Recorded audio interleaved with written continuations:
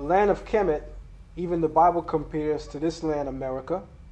And in the land of Kemet, I'll give an example from one particular time period, and this even gives you a story of the name Egypt. There's a city in Kemet, a major cult city, referred to in English as Memphis. Memphis, right. But in the language of Kemet, it's referred to as Het Ka Ptah. Het means the house or temple, Ka means soul, and then the netter Ptah, the deity called Ptah, Ptah. He is the craftsman. He's usually seen holding a staff, right? Saying that to say, the word Egypt, many believe, means bondage. Right. And I say many believe, I mean in the Hebrew community. Right. That's actually incorrect. Incorrect, right. The term Egypt does not mean bondage. Right. The term Egypt is synonymous With bondage in Hebrew literature. Right. Major distinction to make. Right. Because when we say the word Egypt means bondage, it just moves people now to go and research the definition for Egypt. Right. There is no dictionary that will ever tell anyone that the word Egypt literally means bondage, because it doesn't exist. That is not true. Right, that's not true. The word Egypt is an Greek transliteration of the city of Memphis called Het Ka Ptah, which in Greek became Egyptica. But it's Het Ka Ptah or Hekptah. Hence where they get Egypta. Egypt. Egypt don't mean bondage. Right. So I'm just want to clarify that for even our community. So the origins of the word Egypt is from the city of Memphis. Right. That's pronounced how in Het, which Het. means house or temple. Het. Right. Ka, which Ka. means soul. So Ptah. So this is the house where the soul of Ptah rests. Doesn't that sound? All right, Shalom, brothers. First off, I want to give all praises, honor, and glory to Yahweh Ba'ashem Yahushai, Ba'ashem Rachak Wadash, the honors to the apostles and elders of Great Millstone, and peace and salutations to the elect. All right, so here you have this man, Zion Lex, pushing on our people, pushing upon the nation of Israel, strange gods, man. Okay, and just clarifying, all right, going into, his argument that Egypt does not mean bondage. Well, we're going to go into the scriptures and see what Egypt means, all right? And so, just to clarify, this man, Zion Lex, made the video to push strange gods upon the nation of Israel. So we're going to get this in Joshua chapter 24, verse 14. Now, therefore, fear Yahweh and serve him in sincerity and in truth, and put away the gods which your fathers served on the other side of the flood and in Egypt, and serve ye Yahweh.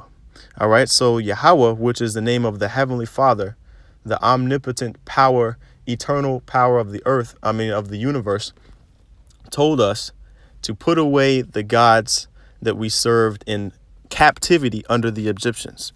Okay, now Egypt is translated, when you go into the word Egypt in the Hebrew Bible, it's translated, okay, from the Hebrew word, we got here, Matazarium, okay? That's why you have Mitzrayim, which is a transliteration of the Hebrew word Matazarium, all right? Mitzrayim and Egypt are translated from the same Hebrew word, okay? Now, what does Matazarium mean, all right? It says Egypt, land of the Copts, okay, a country of northeastern section of Africa, adjacent to Palestine, and through which the Nile River flows. All right. It's also, this is the actual definition here. Double straits, the inhabitants or natives of Egypt. Okay. Now, Mitzrayim, which you can see here, translated 4 times, Mitzrayim. Okay, the root word here is matazar, but matazawar salak. But I want to go back to the first time that Mitzrayim appears in the scriptures. All right, and so what we're gonna do is go to The first time it appears.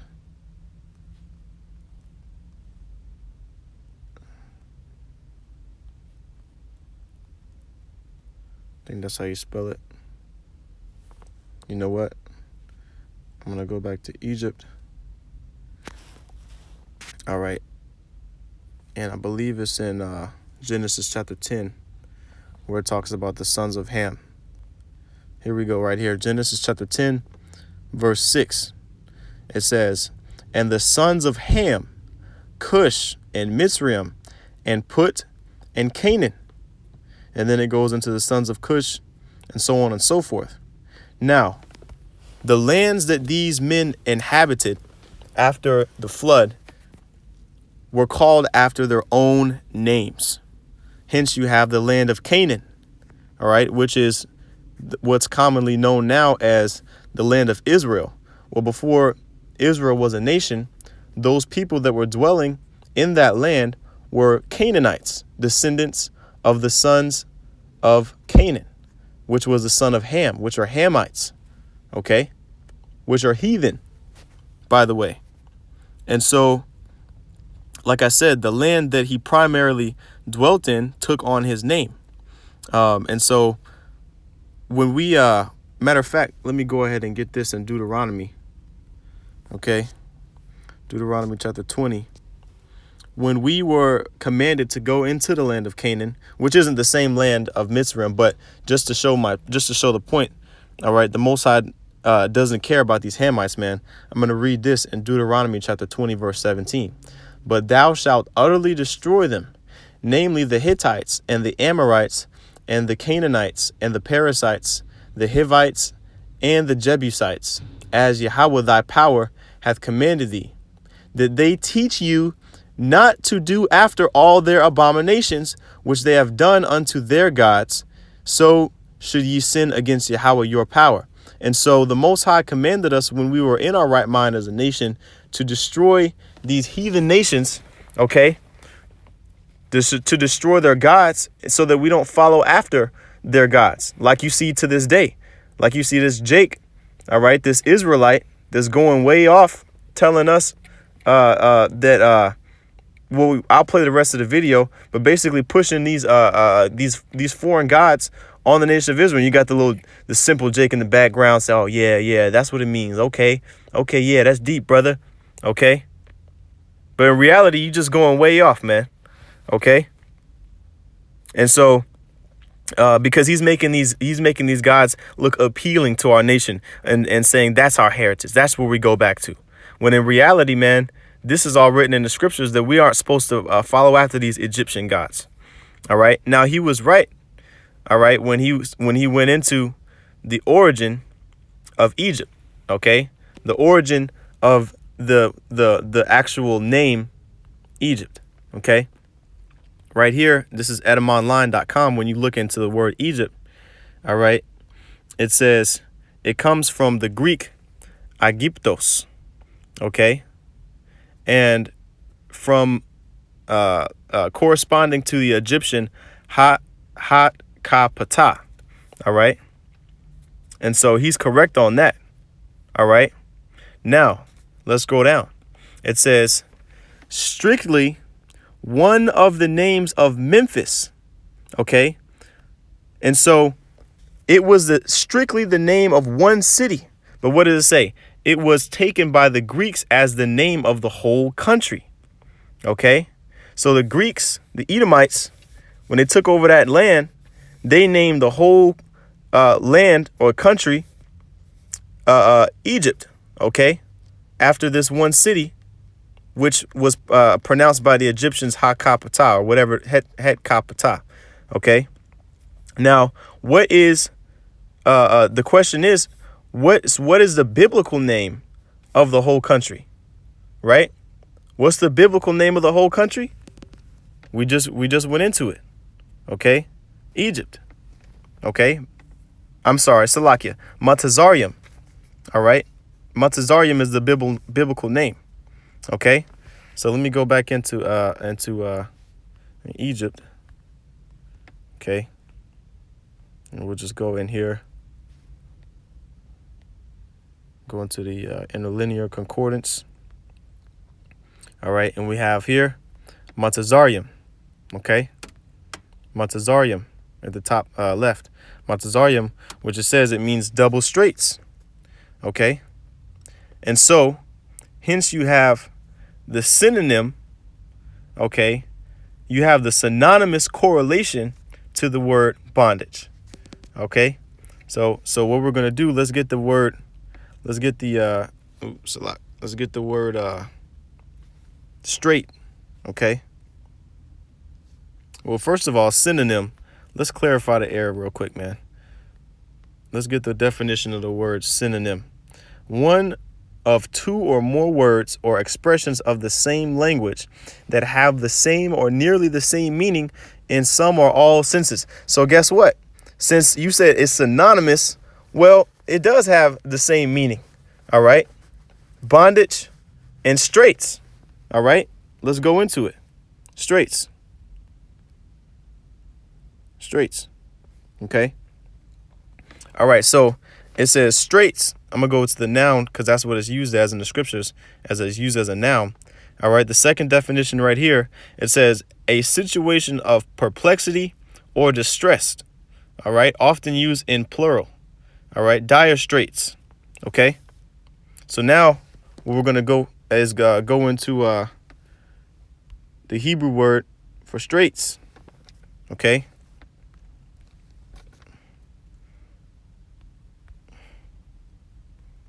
Okay. And we're going to get this in Lamentations. All right. Chapter 1, verse 3. Okay. Now, if you look, I can't zoom in.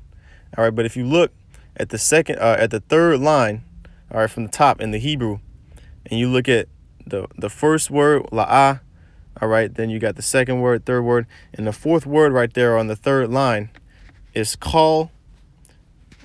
All right. Call, which means all. And then radapia. Okay. Radapia, which means her persecutors. Okay. Then it's hashayagwa. All right. Hashayag is overtook. And then hashayagwa is overtook her. Okay. And then we have bayan, which is between.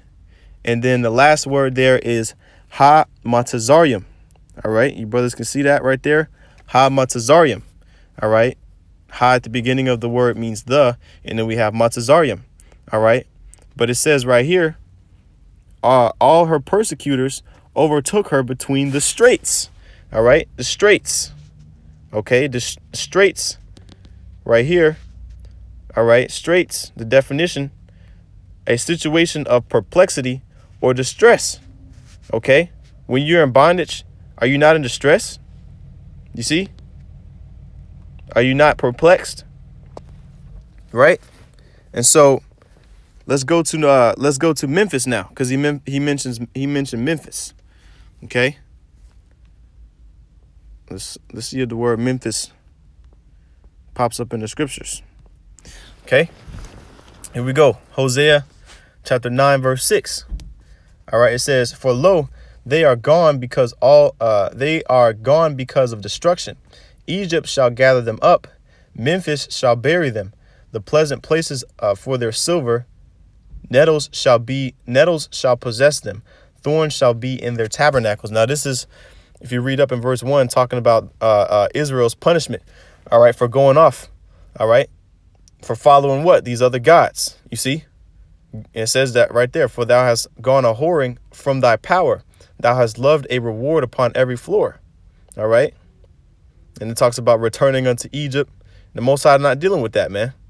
All right. But Jake want to go back to Egypt and go back to Africa and all this madness, man. When your salvation is not in Africa. All right. It is definitely not in Egypt, the place where you were held captive, man. All right. Under these Egyptians, these Hamites. OK, now let's go to that word Memphis. All right. And see what the Bible calls the biblical Hebrew is for Memphis. OK, so we got right there Montazarium for Egypt. And then here it is. Memphis. All right. And the Hebrew is Mop. All right. Now they say it's Memphis is the capital. I'm sorry, the haven of the good. Right. And so it's meant to it's said to mean the haven of the good. All right. Now let's go down here. And by the way, Memphis, like, it's the same city. All right. Located 9 miles south of Cairo.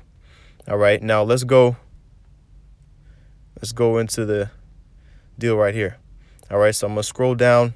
Well, you can't really scroll down, but you can see I'm going to zoom in where it says right here, both of which are applicable to Memphis, talking about the name Memphis, the name Mop. All right. Both they go into some other languages and all that. All right. But it says both of which are applicable to Memphis, the sepulcher of Osiris. All right. So we got the sepulcher of Osiris. All right. Which is another Egyptian god, and the necropolis of the Egyptians. OK. And hence also the gate of the blessed, since burial was only allowed to the good. All right. So this is the gate, or the necropolis of the dead, man. OK, Memphis. OK, the necropolis of the Egyptians. All right, basically a graveyard for the Egyptians, and where they would because the pharaohs, those that were buried, and all of these people, these Hamites that lived on the earth, that was worshipped as gods. All right, they were buried in Memphis, man. Okay, where burial was only allowed to the good. Okay, and so this is what the good of these Hamites, man. All right, it's not the good of Israel. Okay, that's why I said they're gonna be buried there in Memphis, man. Okay, because Memphis is just a burial place, basically, which the Egyptians hold as a holy place. All right. Now, let's look up the origin of Ptah. Okay. Let's look up the origin of this god, because he mentioned this god Ptah. All right. So it says the god Ptah could correspond with the sun deities Re or Aten. Let's scroll down. Let's see here. It says right here, in the Holy of Holies of his temple in Memphis, as well as in his great sacred boat, he drove in procession to regularly visit the region during major holidays. So this is what they call a heathenistic custom, man, that these guys are following. Matter of fact, let me play the rest of this video, because I didn't play all of it. Play the rest of this video real quick. We say that the temple houses what? The presence, the Shekinah of the Almighty, right? Which, in layman terms, we could be speaking about the Spirit of God rests upon the temple. Right. In fact, the book of Ezekiel, chapters 1 through 3, begin by showing you the Spirit presence or the Spirit or presence of the Creator beginning to lift itself up and away from the temple, as a sign that the Creator is moving away from his people, right? In the opening chapters of Ezekiel chapter 1, we see that the Shekinah is departing from the temple. Right. So right. Even in Hebraic literature, in Hebraic thought and culture, the spirit or presence of God dwells within the temple. So certainly in the Kemetic legacy, they believe that their deities, and in particular their spirits, dwelled in the temple. So the name of the city of Memphis in the language of Kemet is Het, house, Right. Ka, soul, Ptah, house of the soul of Ptah, or house where the soul of Ptah rests. So there you have it. All right. His agenda is to push that the temple of the Most High, okay, or the spirit of the Most High, I should say, rests in Memphis, which is in Egypt. All right, which is totally off, man. And then he, goes and he didn't even bring out scriptures, but he talked about Shekinah or Shekinah. All right, this is where they get it from, right here. All right. It says Ptah is also symbolized. Oh, I didn't even right here. I'm gonna read it again. Okay.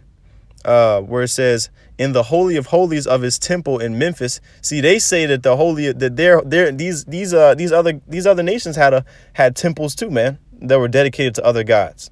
All right. And they called it, the Holy of Holy temple of Ptah, man. okay, which is a heathenistic custom. Okay. Now, also too, it says finally, Ptah is embodied in the sacred bull, Apis. Now, does Apis sound familiar? You got, first of all, Memphis, which is the burial site or so-called burial site of Osiris. And then you got what? Apis.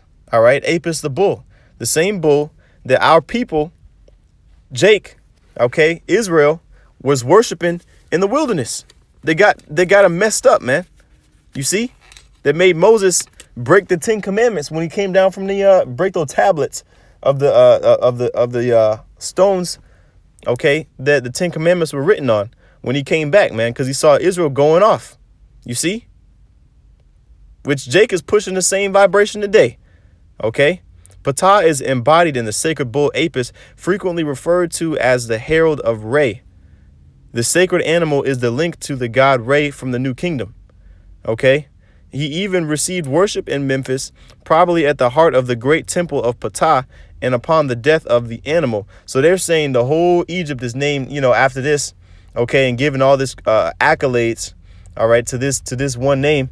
But the scriptures have it, prescribe it as the land, and the actual name of the man who inhabited the land, name was Mizraim, all right, or Matazarium, double straits.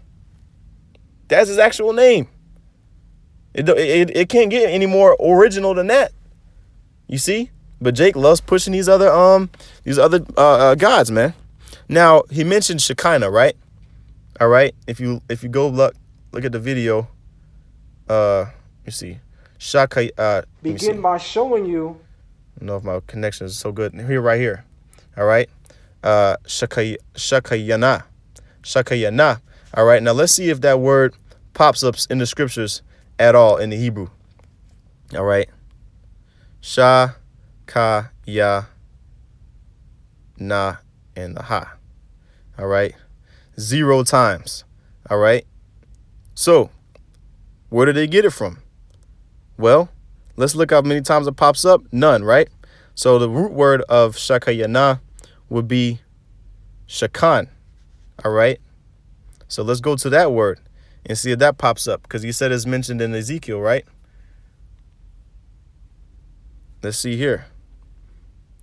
Strong's H7931.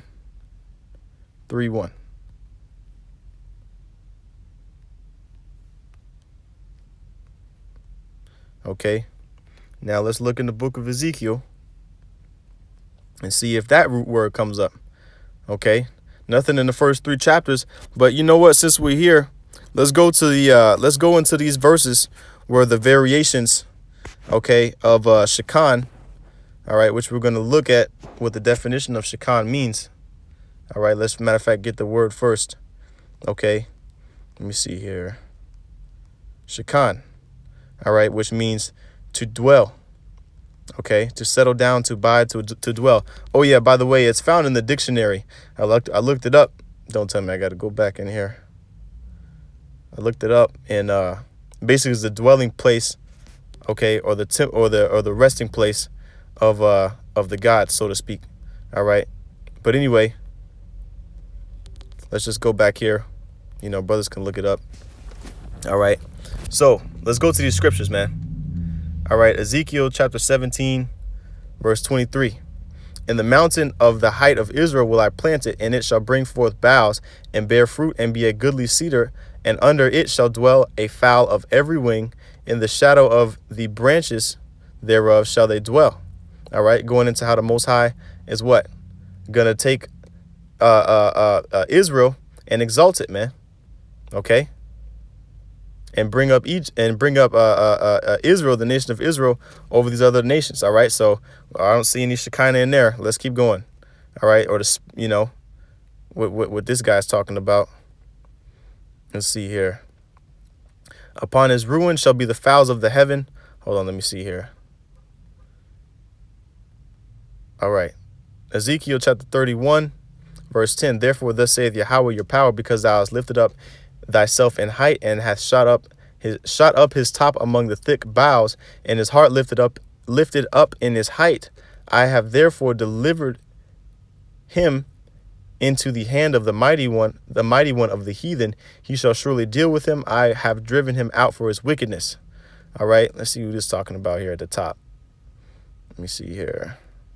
Oh, we're talking to who? Verse 2, Son of man, speak unto Pharaoh, king of Egypt, and to his multitude, whom art thou like in thy greatness? Okay, so we're talking about Pharaoh here. All right, and what does it say? It says he's going to be delivered into the mighty, and the Most High has delivered him into the hand of the mighty one of the heathen, and surely he shall deal with him. All right, and strangers are going to cut him off, right? And his ruin shall be, verse 13, and his ruin shall upon his ruin shall all the heaven remain, and all the beasts of the field. So that doesn't look anything nice, all right, about Egypt. All right, nothing nice. All right, let's see, Ezekiel 32 and verse 4. It says, then will I leave thee upon the land and cast thee forth upon the open field, and cause the fowls of heaven to remain upon thee, and I will fill the beasts of the whole earth with thee. Let's see what it's talking about. Oh, here we go. Verse 2 again, Ezekiel 32 and 2. Son of man, take up a lamentation for the Pharaoh, the king of Egypt. You see, the Most High is not dealing with these Egyptians, man. Okay, Most High is not dealing with the with Egypt. Okay, now let's see who the Most High is dealing with. Okay, let's see here. Ezekiel chapter 43 and all right, verse 6. It says, and I heard him speaking unto me out of the house, and the man stood by me, and he said unto me, Son of man, the place of my throne, the place of the soles of my feet, where I will dwell in the midst of the children of Israel. Okay, in the midst of the children of Israel, not in the midst of Egypt. All right. And this is in the book of Ezekiel. All right. The Most High is going to dwell, Shekan, in the midst of the children of Israel forever. And my holy name shall the house of Israel no more defile with these wicked ass gods of these other nations, man. Like you, what's this guy's name again? Zion Lion Lex. Like, how you doing, man? Okay. It says, and my holy name shall the house of Israel no more defile, neither they nor their kings by their whoredom, nor by the carcasses of their kings in their high places. You see, because Israel was sacrificing to these other nations, man, defiling the name of the Most High, because the Most High put his name on us. OK, and here's Jake. Here comes Jake. All right, defiling the name of the Most High and making these other gods look appeasing to our people, man. All right. So here it is, man. You have an example, a perfect example, specimen, all right, of a smart, dumb nigga, man, trying to be too deep. All right. Talking about Egypt does not mean bondage, man. Well, what does it mean? Matazarium, which means what? Straits, man. That's what it means. Distress. OK. So Abaratazah, you brothers were edified. With that, I'm going to give all praises, honor, and glory to Yahweh, Ba'ashem Yahushai, Ba'ashem Rachak Wadash. Double honors to the apostles and elders of Great Millstone, and peace and salutations to the elect. Shalom.